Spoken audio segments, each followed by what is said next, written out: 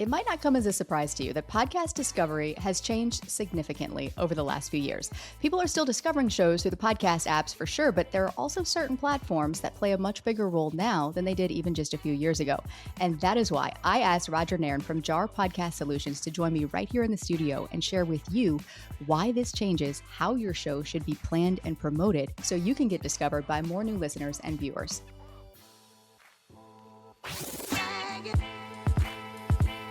Welcome to Insider Secrets to a Top 100 podcast.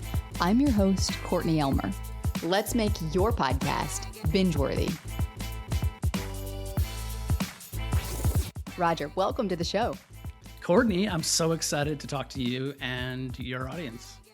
I am so excited to have you here. I attended the webinar that you and Tom Webster over at Sounds Profitable did a few weeks ago, where you really took a deep dive into the podcast landscape. Like y'all went out and y'all surveyed over 5,000 listeners, and you really just were looking for the answers to two questions. How did you find your favorite show? And how are you looking for the next one? And these findings, some of them were like, okay, I saw that one coming. But some of them was like, you know what? That one surprised me. Can you unpack, what were these findings? What did that reveal? Yeah, I mean, the podcast apps that we're used to, Apple, Spotify, they're often now where the consumption happens, but it's increasingly not where the discoverability or the discovery of your podcast begins. So YouTube, massive growth with YouTube. It's no longer a video add-on. It's no longer something where you're like, oh, we should also probably be on YouTube. It's now the largest front door into podcasting. So what we discovered is that 40% found their favorite show on YouTube. And that's more than twice the amount of the next source.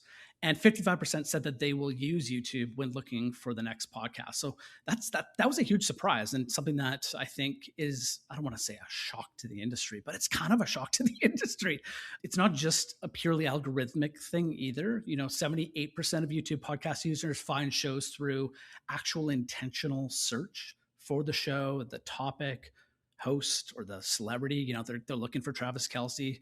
They want to find Joe Rogan. The list goes on. So it's really, really important. And we'll get into all these details to be thinking about your title and your metadata and, how the packaging of the podcast looks, because it's an enormous opportunity now that we all as podcasters need to think about, be aware of, and really take advantage of. You might have just put the nail in the coffin for some podcasters though, Roger, because oh man, YouTube, really? You mean I got to do YouTube? And, for me, I've resisted it for a long time. And partly I tell myself to see where YouTube ultimately was going to go, but now it's undeniable. We have the evidence that this is where people are finding shows, and it's the number one way that they're finding new shows to listen to and or seeking them out specifically. I had a conversation with a guy at my gym recently, and he's like, yeah, watch my podcast on YouTube. And I'm like, okay, hold on a minute. You watch? Okay, repeat that for me. You watch your podcast on YouTube. And he's at the gym. So I'm thinking immediately he's running on the treadmill, watching this podcast. And then he throws up everywhere, right? Yes, let's not go there. Ooh. Yeah. But, and the more and more conversations that I've had with people, it's really funny because I find that people are on one end of the spectrum or the other. Either they watch their podcasts or they listen. But now it's more and more people are watching, and the industry is just really coming around. And I'm curious, for YouTube specifically, can you tell us about the audiences who are finding shows on YouTube? Do they fall within a certain, is it young, a younger generation that's finding them? And then again, that word comes out of my mouth, younger. And then I'm like, my father-in-law is there. He's telling me all this stuff he watches on YouTube. And I'm like, holy cow, maybe it's not. Maybe it's everyone. Is everyone on YouTube? Can you tell us any insights there? Yeah, they kind of are. But I think it's important to also recognize that, YouTube is the front door, but there are other front doors I would say there's other, let's call them side doors as well. So yes, a younger audience is definitely on YouTube, but the research also discovered that organic growth, through things like social, are also where people are learning and discovering their podcasts. So organic social beat, for example, paid discovery almost 2-1. 60% found that their favorite show came through an organic post from someone that they followed. So yes, to answer your question, we do see kind of everyone on YouTube. If you're sitting there and you've been, pounding away at creating your audio show, and now all of a sudden this new requirement comes along, you have to start thinking about that. Is frightening. And I have some thoughts around like production and things like that, but it takes a real effort to now think about like, how am I going to get my, sort of visual presence to be on YouTube and social. You work with some clients like Amazon and a lot of big clients. Do you find that clients are now approaching you from a video first perspective? Yeah, actually, in fact, they're coming to us first saying we need to be on YouTube. And I kind of equate, I'm an older guy. I've been around in the industry for almost 10 plus years, which in podcasting is quite a long time. But even then, I came from the advertising world. And I remember when social came along, and I kind of equate it to like, every brand now saying, or, every brand back there saying, I need to be on Twitter. And I would always say, why? And it would be funny too, because it would be like a single restaurant within a huge restaurant chain. It would be the equivalent of saying like, I'm in San Luis Obispo, California, and I've got this Italian restaurant. I need to be on Twitter. And it'd be like, why? And they have no clue as to like whether their audience is there, what sort of, value would they deliver, all those things. We're now seeing the same thing with YouTube now. So the question we ask, no matter how big they are or small, is why? And the answer from that typically isn't correct. It's usually something like, because we think that our audience is there, which is, not a bad answer, but we need to then dig deeper into truly understanding your audience, where they're coming from. Part of that is through research. Part of that is through talking to them. The great thing about podcasting is you can actually talk to your audience. Like, they're there and they want to hear from you. So you got to, talk to your audience. So it's very much the sort of default expectation now. And then we got to kind of work backwards. And in some cases, they do need to have a massive presence on YouTube. And we would consider that to be like a video first show, and then sort of audio second. In some cases, it makes sense to still be audio first, but then maybe we need to think about how do we capture some of the experience of the audio, whether it's, through obviously recording ourselves as we're talking and then, making that into clips. There's a number of different ways, but ask yourself why first. And I mean, even before that, ask yourself, what is the objective of the podcast? What is the job that the podcast needs to do? I'm so glad you bring this up, because this is the question that I just get skipped over. And I don't know what it is. Most of us, I think, have that objective in the back of our mind. For most of us, we can boil that down to, well, I want to grow my audience. I want to make some money from this thing. And then we can strip those layers back, though. And then when we get really specific about it, I was having a conversation just today on my Substack with someone who had written in a comment, really thoughtful comment about their podcast name. And they were reacting to some of the things I had said. They really didn't want to change their name or tweak it. We're talking about SEO. And she said, the reason I'm building this show is because I'm in the fiction world. I'm an author and I want to land a book deal. I said, well, that is a great goal. And it gives me a lot of information to then give you some questions to be asking yourself about your show specifically, that I may or may not give to another person based on their goal. So to your point, Roger, it's like, you got to define that. I'm curious, before we get back to the data, because I do want to dig a little bit more into this, but when you're working with a client, do you find that they tend to come in with like fuzzy goals? And with that, do you give them any sort of prompt or question to help them go deeper and really clarify, like, what is this podcast here to do for you? Yeah, I mean, the one thing that we always want to remember as podcasters is that every single one of our shows is unique. There's no such thing as a copycat show that you can produce that's going to be exactly like the one that you're watching. It's going to have a different host who has a different point of view and has a different sort of aura about them. You're going to have different topics, different guests, different subject matters. You might have a similar sort of style. It could be a one-to-one interview. It could be more of like a hybrid where you're maybe on the street sometimes. But anyways, we really dig into the question of what is the job of the podcast? What is it meant to do? So that could be everything from, increasing a relationship with other small business owners, or it could be driving sales, or it could be building trust with our audience, or it could be educating our audience on a specific topic. So really think about, not just like what is the podcast, as in like what is the podcast sort of package, but like specifically at the end of the day, what do you want your audience to do? What do you want your audience to walk away with?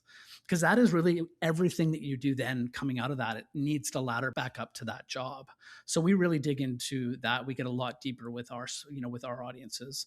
With our clients, because again, every challenge is going to be unique. And even though we work with some large, enterprise Fortune 500 brands, the same questions can be asked to anybody out there, no matter whether it's a commercial type show or whether it's more of like a hobbyist type show as well, you still need to ask yourself, what is this podcast meant to do? Yeah. And allow that goal to change over time too. It may Yeah. change. And this is a question to not just ask once, but ask frequently. Maybe not every day, but over a period of time. How have my goals changed? Is the show meeting the goals I set out?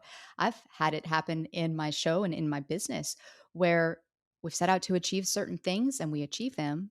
And then I've just been going through the motions and don't really revisit the goal until I pick my head up one day and realize, well, okay, what are we driving toward now? And so to just hold that constant tension of, okay, I need to make sure that I'm always driving in that direction and to allow that room for it to evolve and to change because it will. Outside of Jar, I have a personal podcast called the Dead Dads Podcast, and this podcast is meant to help the men out there who have lost their fathers. I lost my dad a couple of years ago, and one of the things I really felt was lacking was any sort of resource, any sort of mirror out there that could show me other men that were going through similar situations. It's actually quite a lovely sort of conversation style show, but we do have some laughs as well. But anyways, one of the things that we've realized is it's not that we wanted to exclude women from the conversation. It just happened to be that what we saw the most was that men were lacking opportunities to have these sorts of conversations. But we've been inundated with women saying, like, can you please include us in the conversation? And it's nothing, antagonistic. And we for sure are the farthest thing from any sort of like alpha male type show. But it's actually having us sort of sit down and rethink the job of that podcast as well. To your point, it does evolve and it does change as the show moves on, because at the end of the day, a podcast is a living, breathing thing. And it's one of the things that's super unique about podcasting compared to some of these big broadcast TV shows or, some of the movies that you see. Like, they don't change. They're locked in. Maybe they change at the end of a season, but for a podcaster, you can be evolving as you learn and grow. That is the beautiful thing about it. It gives a lot of freedom to the process. And when you're committing to this for the long term, which if you're listening to this right now, I know you're one of those people who you got into this because you got a message to share. You're someone who saw podcasting as a platform to be able to do that. Maybe your show's working the way that you want it to right now and you're just looking to optimize it. Maybe it's not quite there yet, but you know that you enjoy the process of podcasting. And just to encourage you, like, please never lose that. Always enjoy the process of podcasting. If you start to feel like it's stale or you're just like, oh, I don't know about this, maybe I'll throw in the towel. It's not giving me the ROI I want. And before we get into that conversation with ourselves about should I not continue, so forth, just get back to like, what attracted you to podcasting to begin with, and know that there's freedom in that. Allow that to take the pressure off of you for it needing to succeed. I spoke with a podcaster recently who was in a very busy season where her business had taken off. She was speaking from stages all around the country. She was bringing in top level clients. There's a lot of really great things happening in her business. And she said, but my podcast is not growing the way that I want it to. I said, can you just be okay with that in this season? And she was just kind of like, you know, yeah, I can, because there's all these other great things that are happening that her podcast did play a role in. So, to your point, Roger, yeah, these are the things we need to hold within us, even as we're talking about data and strategy and all of this stuff. And so, that was a question I had for you about the social media side of things. When you surveyed these listeners and social, this kind of flies in the face of what we've believed to be true about social media and podcast discovery. Were there any particular platforms that emerged as kind of being places where people are finding shows to listen to? Yeah, I mean, for sure. Like, we talk about YouTube. It's you need to think of it as the scale platform, whereas social creates reach amongst younger audiences, more so. But there are other audiences on social. Spotify, host recommendations, and X have smaller audiences, we've learned, but they tend to be very highly engaged. Facebook is easy to dismiss, but the study found that it held up across age groups as a whole and different audience types. So don't throw that away. In fact, it actually might be one of the cleanest broad reach paid channels out there. So as a podcaster, you really want to choose the platform based on the audience and the job. So JAR is named JAR because it stands for job, audience, and results. So the second thing we need to always be thinking about is the audience. Where are they living online? Again, Research is going to be able to tell you that. There's some tools out there, but also talk to them, ask them, where are you hanging out? What are you guys, where are you guys spending your time on? Because then you're going to want to sort of focus your audience growth tactics that way. At the end of the day, also, like, reach, trial, and authority all require different channel mixes. So don't just choose one, choose a bunch, because different audiences are going to have different experiences in different channels. And if you do your job right, they will all eventually find your show, or get back to your show and grow your audience. Yeah, it's an ecosystem where it's one feeds the other, feeds the other, feeds the other. And this It can be a is. I concept love that's that tough word. to. Oh, don't you? I love it too, but it is also hard to wrap your mind around. It's like, okay, I don't know where it is in the stack of papers on my desk. There is a paper somewhere around here that I was drawing like this diagram of like, okay, the podcast feeds the Substack feeds this, there's the email list, and like a couple of weeks went by and I pulled that image up today. I'm gonna have to try to find it, send a screenshot. You could maybe watch this on the video. Like I'll put it up here. It makes absolutely no sense to me. I'm like, this is pointing here and there, and like I could not make heads or tails of it. And yet that's kind of the point where, you want in this ecosystem, you want everything to be talking to each other. There's maybe particular conversations happening here that then inform and feed these conversations that and feed this. And for an audience to come in and experience that is really cool. You really need to think like a marketer. And I know that doesn't come natural to everybody, but you really need to think about yourself. Like, how do you make purchase decisions? As a family, for example, when you do your grocery shopping, you find a product you eventually purchase, but think about the path to get to that product. You might have seen something on Instagram, somebody talking about it, and then maybe you caught an ad for it in a magazine, and you saw it on a bus shelter. And I'm not saying that like all these things are like right in your face, but they do make little bits and pieces.